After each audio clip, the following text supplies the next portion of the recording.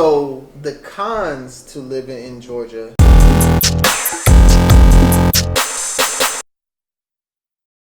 Number one, it's easy to stunt, especially if you are like in the aspiring to be in the entertainment industry or whatever. Atlanta has a lot of people, like I said, because the cost of living is so low. You have people who are working like regular minimum wage jobs, driving Mercedes because they probably have an apartment where they have like 4 roommates or they live at home, so they could have a job where they're getting paid like $9 an hour and spend one of their checks on their car note.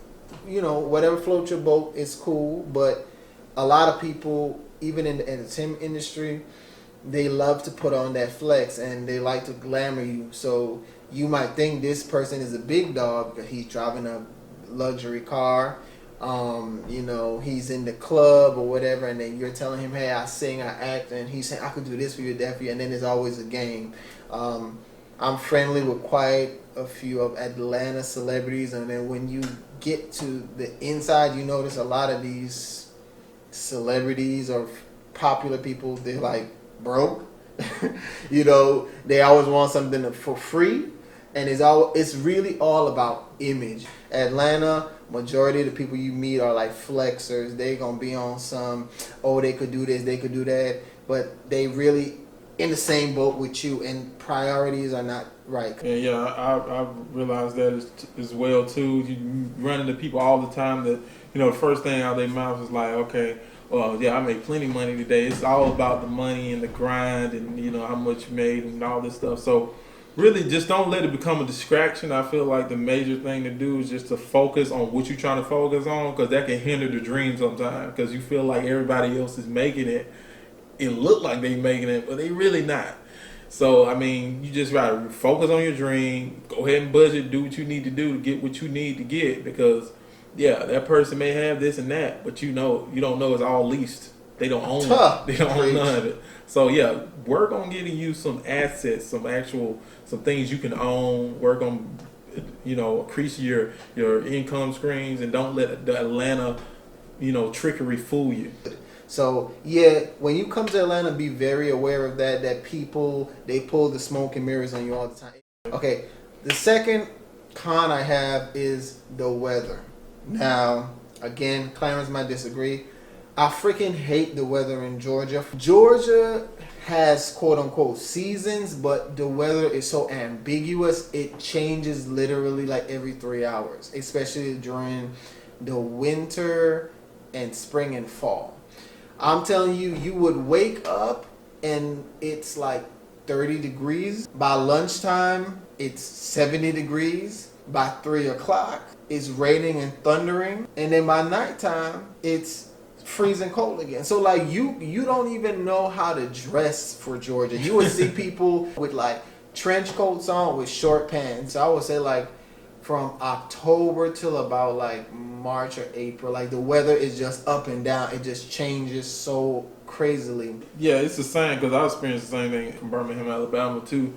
I'm just used to, you know, they say it's going to be a different thing every day, and that's what it is. But I'm kind of used to it now, because I just lived in the South my whole life. So I mean, you just got to prepare for it. I just ask, you know, what the weather's like today. You just got to know your highs and lows of each day. Now, con number 3, the crime. Now, there's no place that's 100% safe in the world. Every place has its good and its bad. It really depends on where you live. I always say sometimes you might have to pay a little bit more to have the peace of mind. If you are somebody who just like, yo, I like the whole street vibe, so yeah, you might want to move to one of those areas where it's, I guess, quote unquote hot.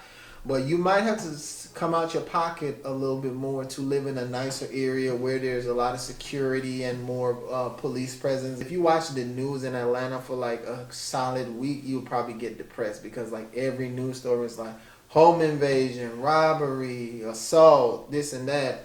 But the crime really only happens in certain parts. It's like certain parts are just like crime ridden, just like any other city.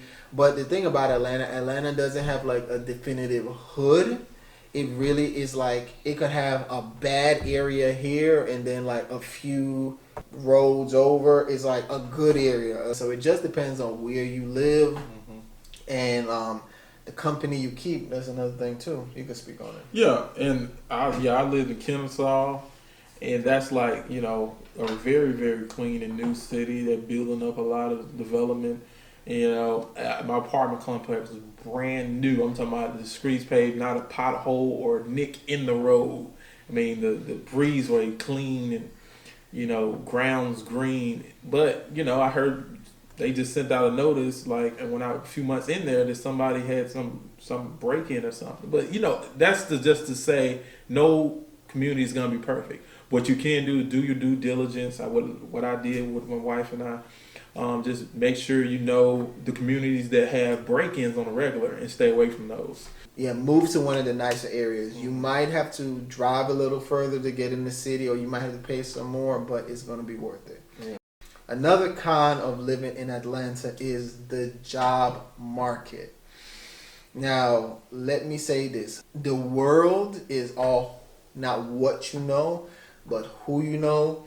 But in Atlanta, it's amplified by like 15. You could be like thoroughly qualified for a job, and I know some people who have master's degrees who are having a hard time finding jobs. Like jobs that pay you what you're worth, jobs that could give you benefits. There's always some kind of like catch with some of these jobs. It might be either a good job, but they don't want to pay you what's right. It might be a good job, but they might only want to make you part-time. It might be a good job, but you might have to drive like over an hour to get there. So it really depends on who you know. Even if you come down here with your chest out and you like, I'm smart, I have 5 years doing this and that, what, like, you will still be here for some months applying. And networking is your best friend for jobs, because you could apply to the same job like 5 times, never get a call. You can run into somebody who works in HR, and within a week you get a call. Yeah, I mean, the thing to keep in mind here is you're competing with, I mean, people from all across the United States, from the, you know, the best in the most competitive cities. You got people from New York, LA, the people who have to compete against, you know, hundreds of people for application. They're here now. So you have to do the same thing. And a lot of these big companies are literally the company that pay well. A lot of people want from outside states wants to move here. The only job that I've seen like a lot of openings with is tech, like computer engineers and stuff. So if that's what your forte, you might be able to come here and scoop up a job quickly. But almost every other field is like you have to know somebody. Like me personally, I graduated in December. This is February. I did applications since the end of November. I'm just now getting calls for jobs. So just to put that into perspective. So that's almost like 2.5 months of me applying. I'm hella qualified. I have the, you know, educational background, and I still wasn't getting selected for jobs. Keep in mind just that they want the experience, they want the education, but then location is that too. Your outside number may be a problem. They want the 404, that, you know, 678. They may look at the area code. And if you have some outside of the state, like it's a lot of people that's wanting to come here, who's gonna get the job? Somebody here who's somewhat qualified, or somebody outside the state, because they gotta move everything. Really, they're gonna look at people inside the state first. So look at that too. Just you might have to use somebody's address here in the state. Now the next con, he ain't gotta say nothing about this. It's fully for me. Is dating. All right, if you are a single person moving to Georgia and you feel like you gonna just run into the love of your life, I'm not trying to discourage you, but it's gonna be rough. The dating scene here sucks, because especially if you're not from Georgia, what I've noticed, a lot of the guys that I'm friends with and they got like a nice little wifey or whatever, dope relationship, most of them snag their girlfriends and wives from like young. They like high school sweetheart, college sweetheart, they went ahead and just locked it down.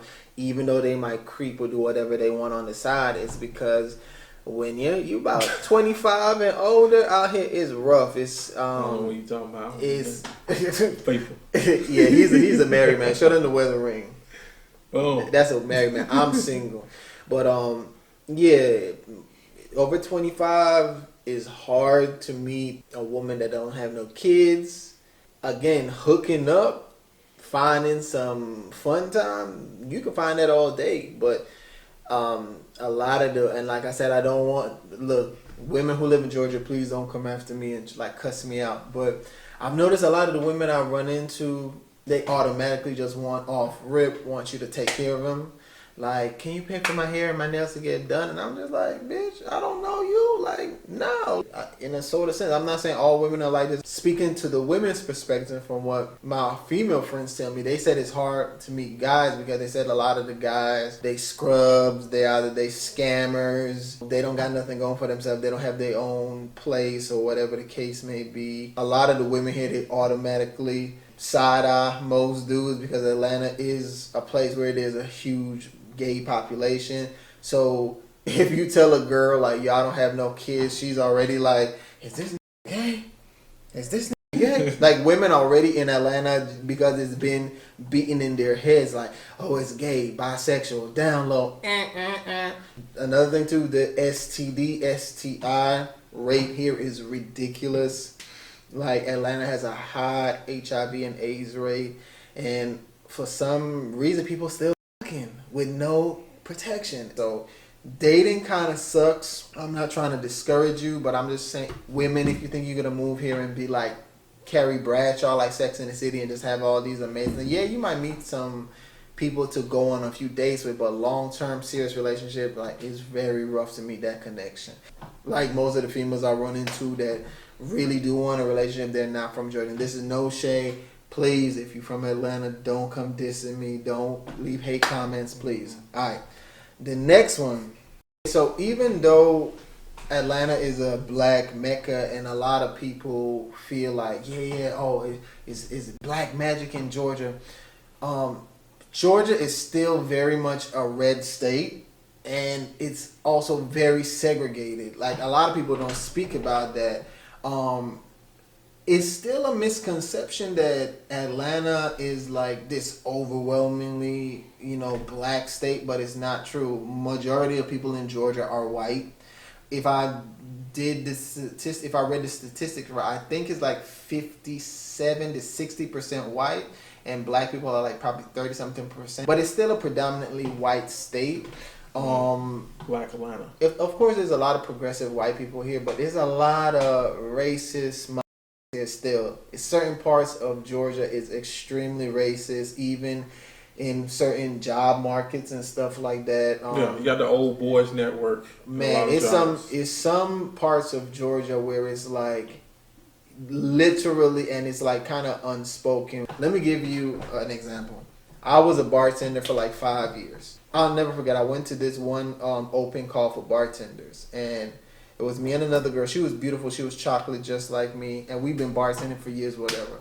And we go to this club, and this is mostly like an upscale, like white club. But I heard the bartenders there make money. And when we was going and waiting in the line, they had this big black security guard. He is looking at us, and it was like a lot of white people, like Asian people applying.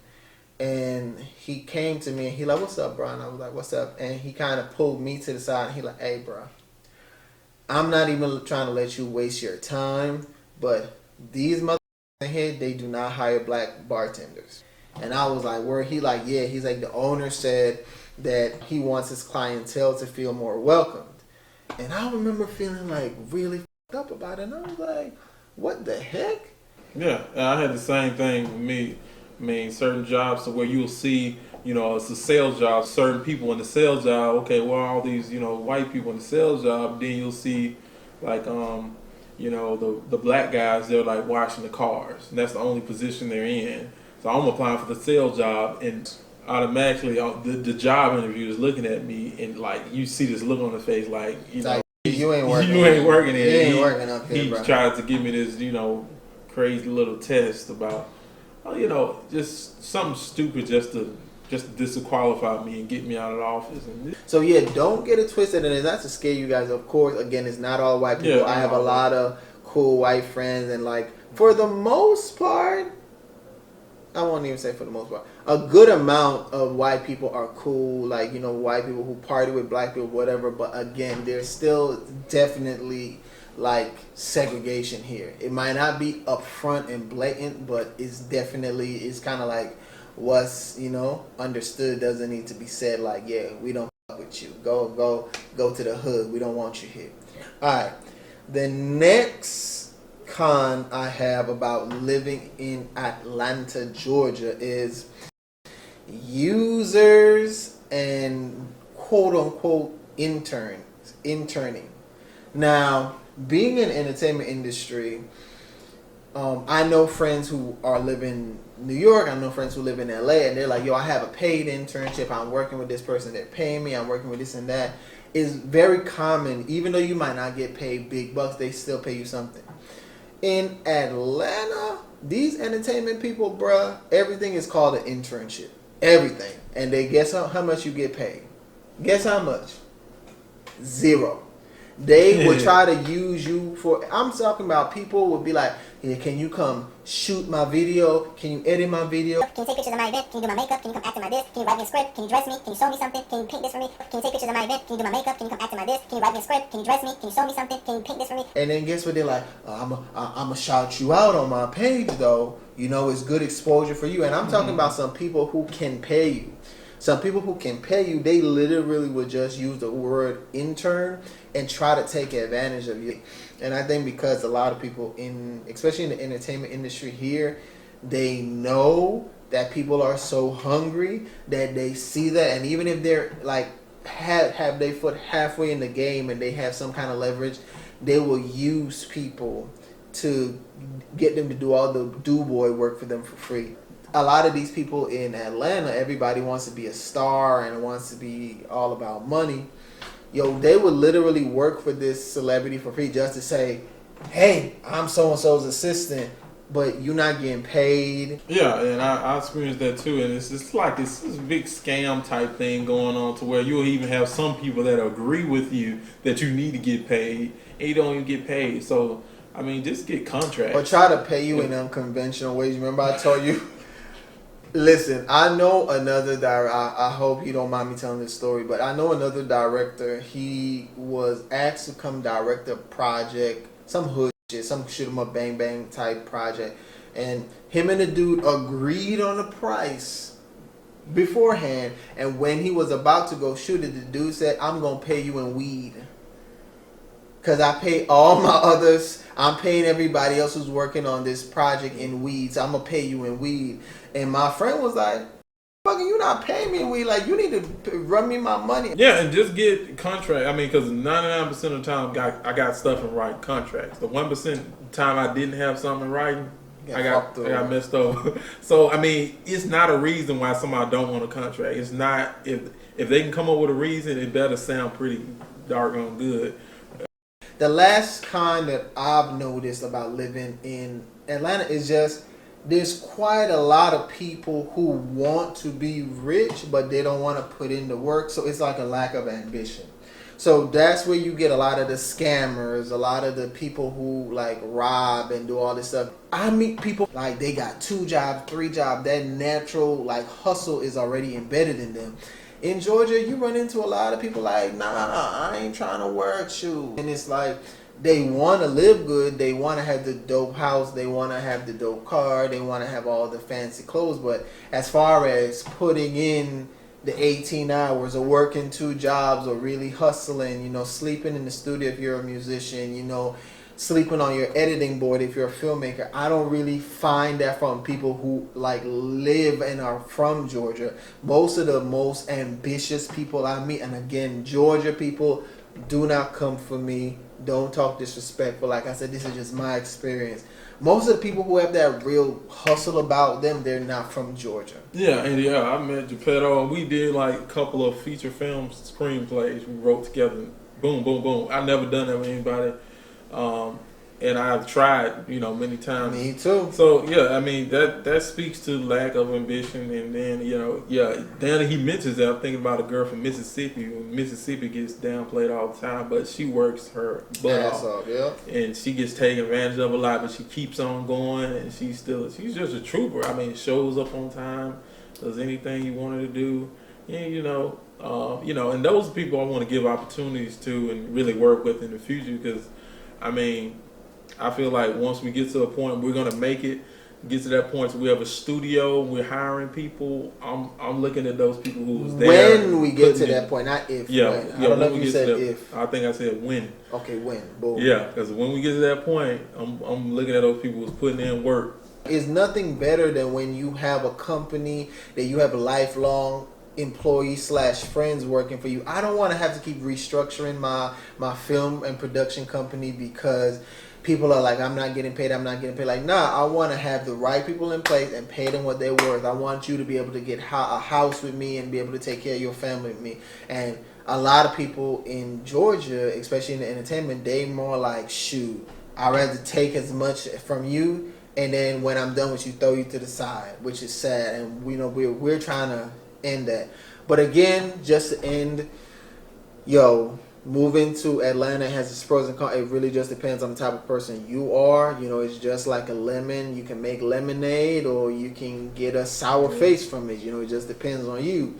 So I'm not encouraging you to move, but at the same time, I'm not dissuading you to move. It all depends on you and your hustle. And you know what? I always say give it a try. If you're from another state, give yourself a year here and see what's up. Anyway, this is your boy Geppetto. Clarence D. Lockett. All right, you can follow me on Instagram at It's Geppetto, ITSGIPPETTO. Subscribe, like, and comment this page. Again, I know I have some subscribers, but please, I need to get some more subscribers. I would like to hit about 10,000 within the next couple of months. I'm trying to be on my YouTube grind so I could do more content for you guys, okay? So again, I appreciate you. Stay tuned, and more is coming soon. You dig? Peace.